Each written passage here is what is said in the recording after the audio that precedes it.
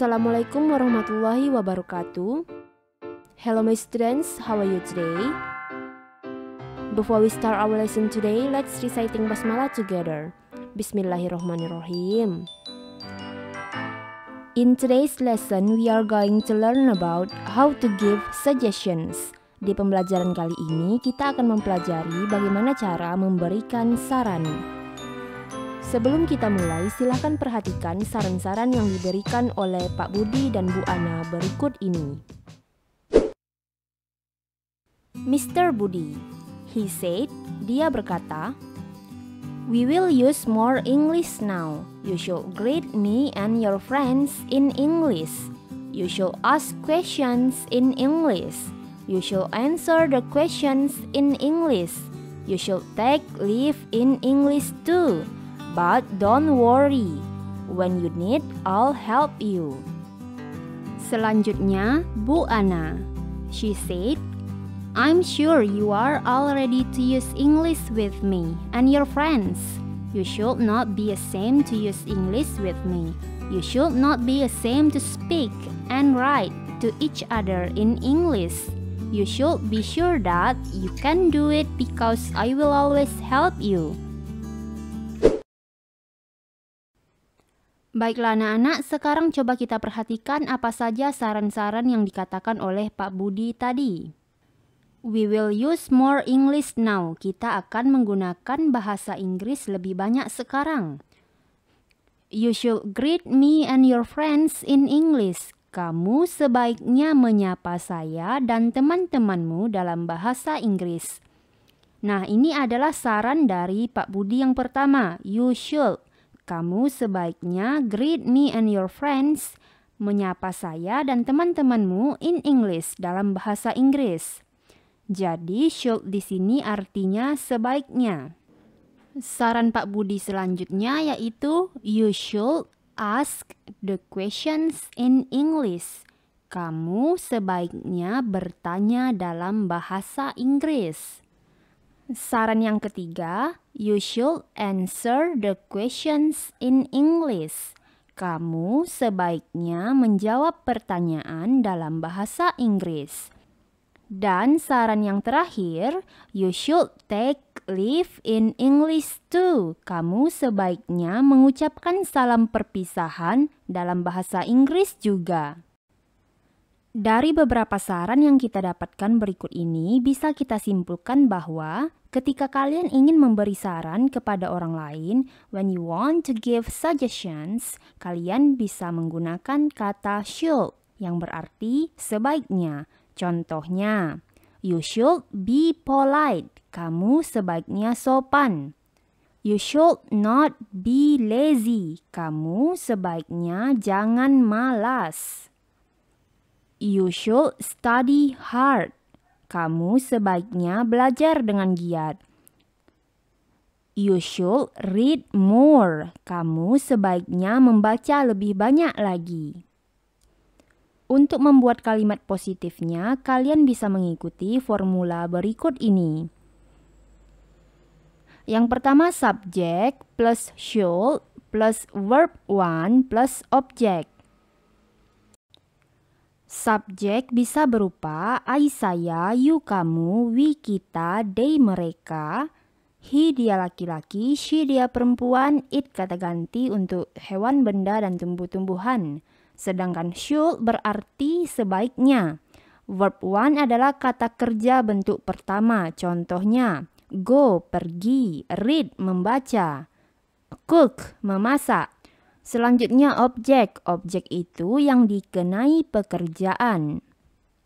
For example, you should cook rendang tomorrow. Kamu sebaiknya memasak rendang besok.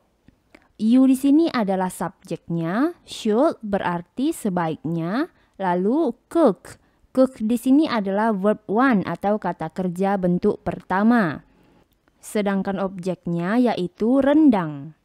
Tomorrow adalah kata keterangan waktunya, yaitu besok. Contoh selanjutnya, you should read more English book. Kamu sebaiknya membaca lebih banyak buku bahasa Inggris. Contoh selanjutnya, you should go camping with your brother.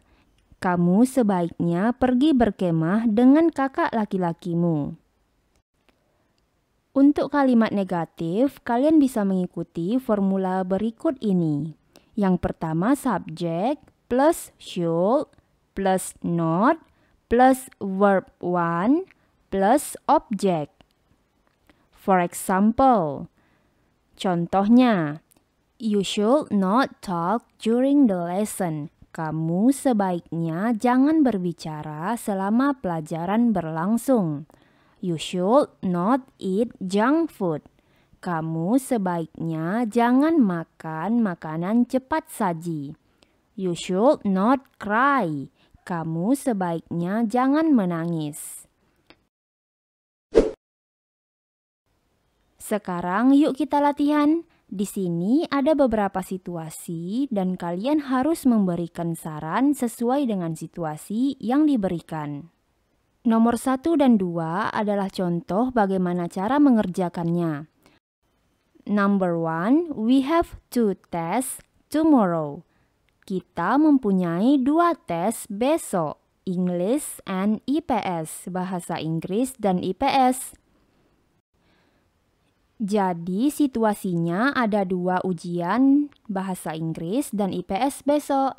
Jadi sebaiknya saran apa yang akan kalian berikan? Di sini jawabannya, you should not go to the game. Kamu sebaiknya jangan pergi ke tempat bermain game. You should study for the test. Kamu sebaiknya belajar untuk ujiannya.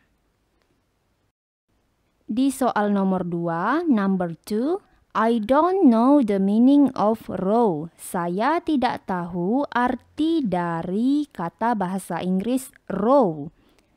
Nah, jika ada situasi seperti ini, saran apa yang akan kalian berikan? Di sini jawabannya, you should look it up in the dictionary yourself. Kamu sebaiknya mencarinya di kamus sendiri. You should not depend on others all the time.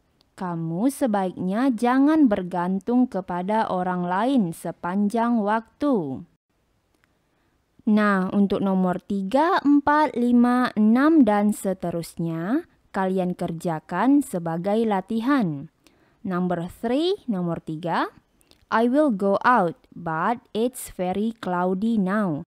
Saya akan pergi keluar, tetapi cuacanya berawan sekarang.